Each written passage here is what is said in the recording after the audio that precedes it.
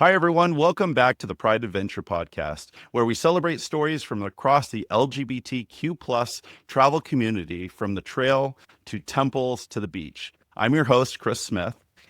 I'm trip leader and founder of Adventures. Here at Pride Adventures, we spotlight not just the trips that we lead, but also smaller curated adventures from lesbian, queer, and trans-led organizations that are bringing beautiful explorations all around the world. Today, I'm really excited to have Korbyn and Janni here. They are the power couple behind Queer Connect and the upcoming Queer Connect travel retreat in Thailand in November. From falling in love in Chiang Mai, which I love Chiang Mai, to designing deeply intentional queer adventures, they're building something really special, and we're going to dive into all of it. Welcome to Pride Adventure Podcast. Thank you to be here. I'm going to just jump right into questions because that's kind of what people want to know. And first, what we like to do is like a little bit of a get to know you, a little bit of who you are. I'm going to ask the questions. I would love to find out a little bit more about you two. And can you start by telling us a little bit about yourselves, where you're from, and how you met? So I'm Korbyn. I'm from Arizona. I went to Thailand in 2018 and I met Janni there. I'm going to say where you're. You met me there. That is where we met. That's right. No, I'm from Denmark, and I got to Thailand approximately 10 years ago on a one-way ticket. So that's how I ended up in Thailand. And then a few years later, Korbyn came by, and we stayed there together for another few years. So yeah, Thailand has a very special place in our hearts. Wow, that's awesome. What were you in Chiang Mai when you met? Is that where you were? I was under the impression that I was straight when I moved there. Actually, you were also straight when you. There's something in the waters in Thailand for sure. So you went through a process of finding yourselves together? Not really together. I came out way before Korbyn did. I was actually hosting a queer meetup in Chiang Mai. And I've invited Korbyn out a few times to like a jam session or something, and he just turned it down. I was like, oh, I'm gonna try one more time to invite her to this queer meetup, and it was like an easy way to say, what are you into? And she was like, yeah, my dad is gay, my sister's bi, and I'm straight. Yep, totally. And actually, I know Korbyn through her dad. We were in Gay Men's Choir together in Arizona, so it's just such a small world. I love this. So you spent the last 5 years living in northern Thailand in the Chiang Mai area together? Is that right? So Janni was there 3 years before I got there. I lived there 2 years. Okay. Yeah, we moved right before the pandemic. Actually, 2 days before the world shut down is when we left Thailand. Okay. Where are you at now? Portugal. Oh, I didn't even know that part. Okay. You're in Porto right now. Okay. Well, Wow. 3 years now. Oh my gosh, I can talk about Chiang Mai and I can talk about Portugal because that's a place I really want to go, and I want to do a trip there as well. So we'll have to talk about that another time. But yeah, and it sounds like you have a lot of plans, and we'll talk about those in a minute. But that's cool about Thailand. The other question I had about Thailand is you were married in Chiang Mai. Is that right? You had your wedding in Chiang Mai. And can you tell us a little bit about your wedding and then kind of what has been what sparked this retreat that we're going to talk about? Yeah, so when we got married, we brought 30 of our closest friends and family to Chiang Mai, Denmark, Arizona, friends from all different places. We ended up having like people from 10 or 11 different countries at our wedding, which was really fun. And specifically with our closest friends and family, we like booked a villa. We all stayed together for the week. And because most of that was their first time in Thailand, in addition to planning our wedding, we planned an entire week long. All inclusive discount. We have to define a whole holiday for our family and friends too. Let's just do it. That's awesome. I'm wearing my shirt. We're in Thailand in 2023. People ask me what my absolutely favorite trip that I've planned and I've done, and it's Southeast Asia. We went from Vietnam to Cambodia to Thailand. I loved the whole area. Can't wait to go back. I see where the passion of that is. I want to talk about what your trip is going to be all about and who it's for and all that stuff. But I'd love to talk a little bit about your business, Queer Connect, and just get an idea of what Queer Connect is, what you're planning. The world we live in today there's not many safe spaces for queer and LGBTQ plus people to exist anymore, unfortunately. And we have faced it a lot by traveling. And every time we go to a new place, we kept thinking like, oh, why is it there's no platform that can really provide us with this connection, both in between people, but also between people and businesses and events. And why is it that we don't have just one platform for that? And where is a safe space for us to be at without it have Oh, I to be totally get dating? that.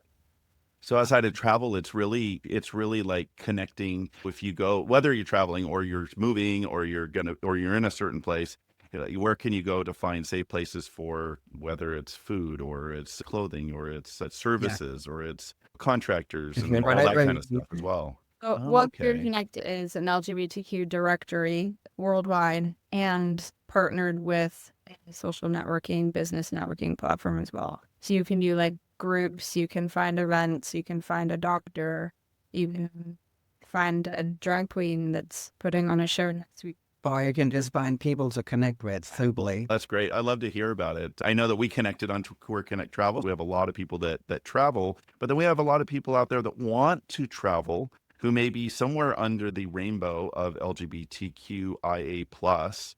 I'd love to talk about the word queer just a little bit before we go into Queer Connect Travel because I think that some of us, especially gay men like myself, sometimes get a little confused. What is the difference between gay and queer and trans? I'd love to hear from your perspective on because this is like your clientele. This is who you're going after. This is that safe space. Like personally, when I came out, I was into women and it was like exploring that new thing that I never explored before when I lived back in Denmark. And I was just immediately just presumed that, oh, you're lesbian. It was like you're already just put in a box where like later on and in my journey, like that's not really how I necessarily identify. I'm like, oh, I'm just a lesbian. So I think like the queer word, and yes, I understand like the term has its history, and I get that. And I also think it's beautiful how, especially the younger generation, is like reclaiming the word, and it's more like the umbrella term for. It's so hard to say, yeah, I'm LGBTQIA plus. It's not like flowing out. Right. There's I identify as queer, like non-binary, and I'm queer.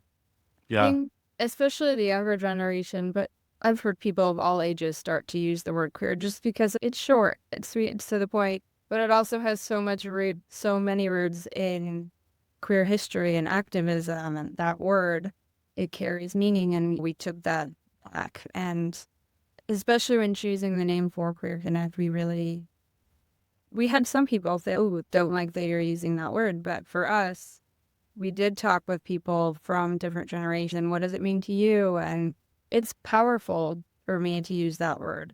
That's how I identify myself. Like I'm pansexual, I'm queer. That makes sense. I do see that perspective. If you go to gay retreat, like then suddenly you're not real gay. So it's like Exactly. I think that's important. one of the reasons this is the way we want to create like some tricks we might want to create mostly for non-binary and like transgender. So there's a safe space for those because I identify as one of those myself. And Yeah. there's many tricks just curated to me and my partner to be in a group. So that's something we would definitely work on. But one of the reasons we want to do all queer, it's like all our friends, they're basically, we don't have many straight friends. So like my ideal I feel you. is all our friends, and they're lesbians, they're gays, they're trans, they're all of it.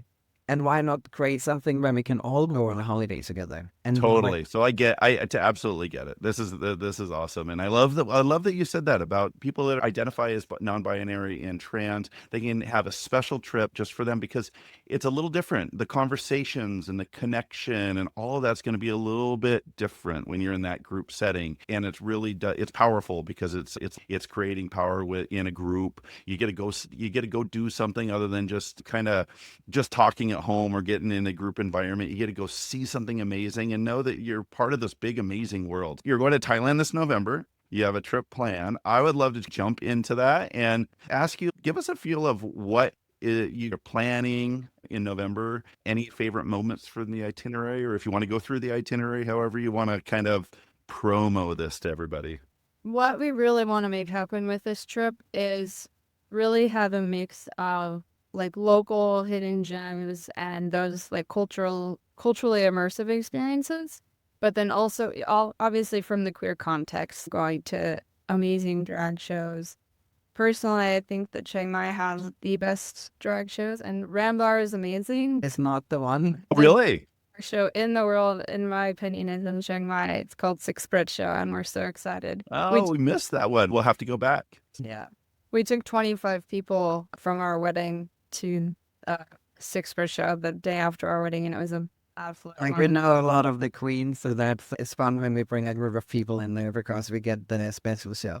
For Yes, sure. that's what we're trying to bring to this trip specifically with Thailand is just our personal connections and our experience in the queer community in Chiang Mai.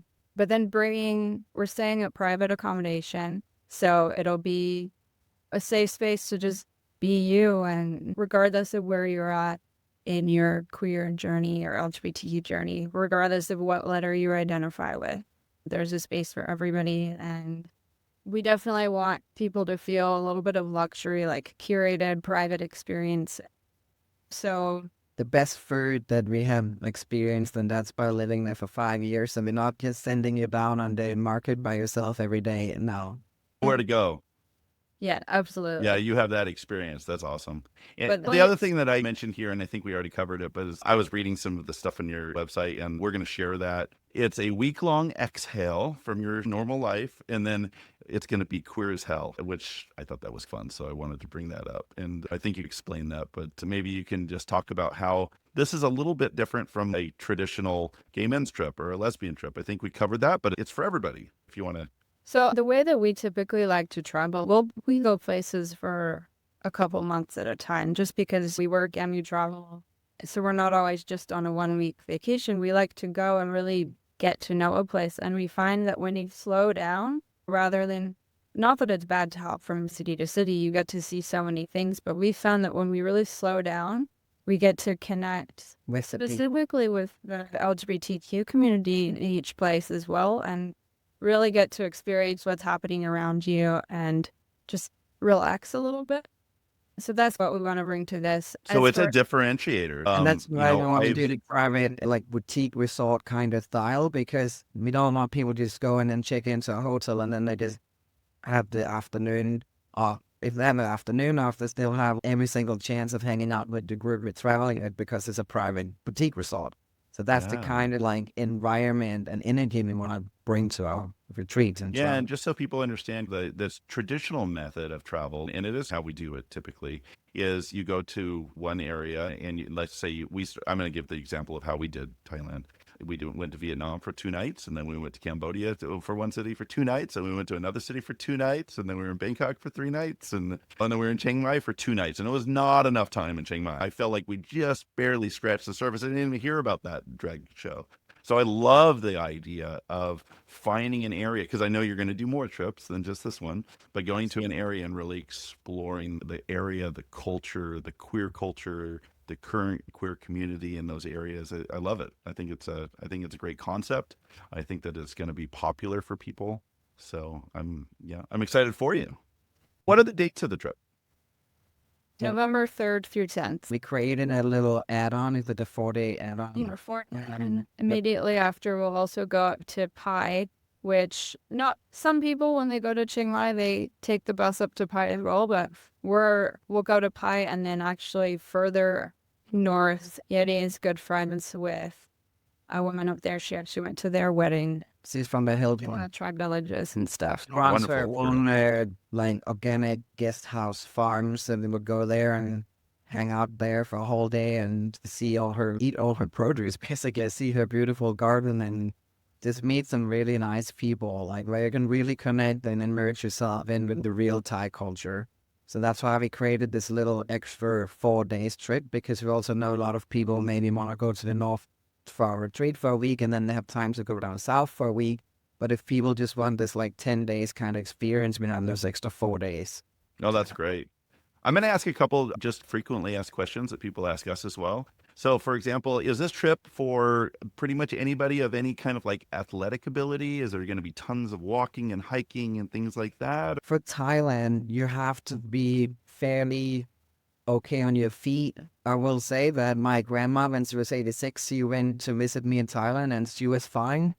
Everybody's different. There's room for everybody. Like we do have one hike up to the temple that you mentioned, and there's our second, actually our favorite temple is just further down the hill in the mountains. So it's about a 30-minute hike, but for if anybody is not physically able to do the hike, they can just meet up there in a car and it'll all be good.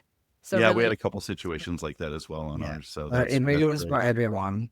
But there's going to be some walking anytime you're on vacation, especially when you're adventuring. You're going to be doing some steps and definitely. And if you have any issues, if you're interested in this trip, you can reach out directly to both Korbyn and Janni, and they'll talk you through it. The other question that I get a lot is, and it's interesting because I try to make it real obvious, but sometimes I get couples that say, "Are couples allowed?" Or sometimes I even get singles that are like, "Are singles allowed?" So I think it's important to talk about that. So if there is a couple, they're just as welcome as someone that's solo. Yeah, And can you talk a little bit about that, and then also how rooms work?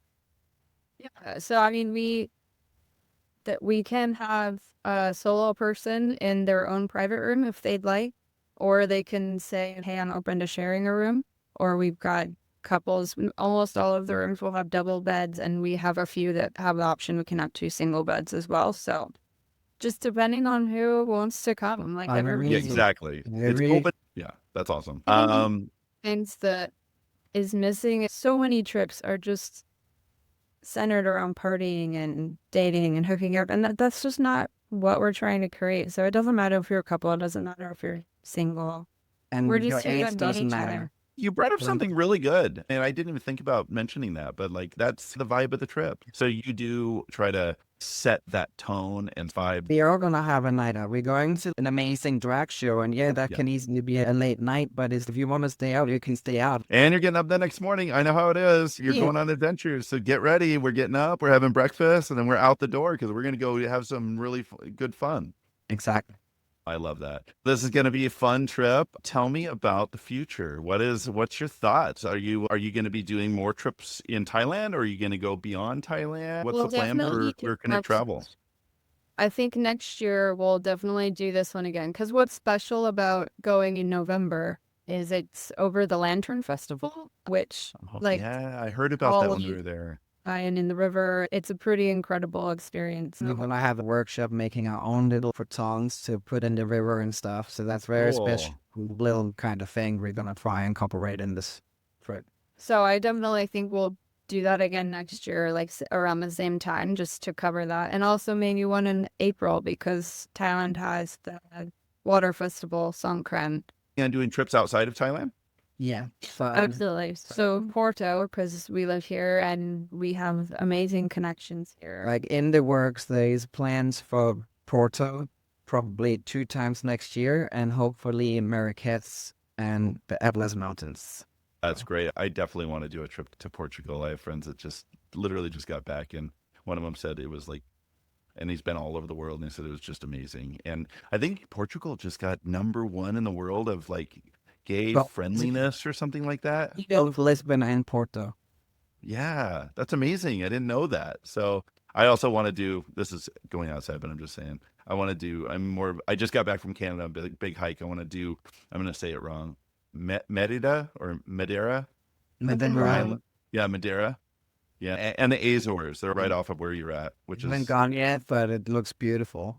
Yeah, exactly. Yeah, we haven't traveled a whole lot of Portugal yet, honestly. We've done a little bit, but we're excited to see more. And we're on the Porto trip we're planning. We're definitely going to go up the Douro Valley. Yeah, and there's vineyards and all kinds of stuff in that area. I think we're going to have most of these friends like ready to talk about very soon, hopefully within the next month. I think the last message that I just want to share is that you will see a lot of travel companies out there, bigger travel companies, people that do lots of different trips. I think it's important to support your smaller business, queer-led travel companies as well, where we sometimes I'm not saying we put more effort into our trips, because the other big company trips are great as well, but sometimes you get just something a little bit more personal. And I think we're not sending any travel guides out to our tours. We are planning on attending every single trip we're creating ourselves.